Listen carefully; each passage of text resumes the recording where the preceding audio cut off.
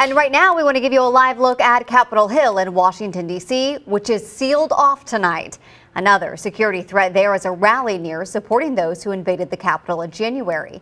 And tonight, a St. Louisan prepares to face the music for his role in that January 6th attack. Nicholas Reimler is that man. He's from Jefferson County, and he pleaded guilty to the charge against him just a short time ago. I want to welcome you to News 4 at 6. I'm Corey Stark. And I'm Paige Halsey in for Samantha Jones. News 4's Lauren Traeger broke this story. She's tracking what's next for that man now and for the other locals charged in the attack in our capital.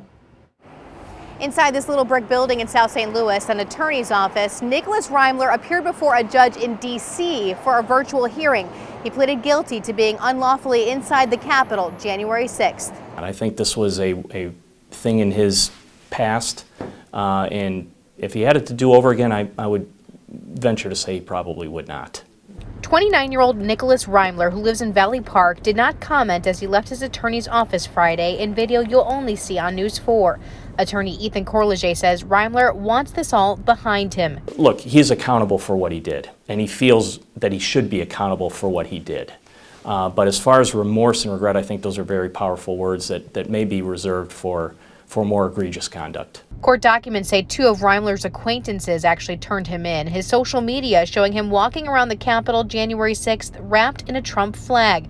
His attorney said unlike many others from around the country who have been charged, Reimler never put his hands on anyone or destroyed any property. That is of paramount importance, and it has been in the case from the get-go. Nick is not the type of individual that would ever threaten anybody, harm anyone, damage property, intimidate someone, and just create a general sense of fear or chaos. He's just not that type of person. Reimler, he says, is not part of any extremist group, and while he heard about the planned rally at the Capitol this weekend, he certainly isn't going. Other than that, I mean, there's nothing he would have said or probably cared to say about it. I don't even know that he really knew much about it other than what he heard on the news. Corliger also represents another local defendant, Emily Hernandez, who was seen in viral images holding a broken sign from House Speaker Nancy Pelosi's office.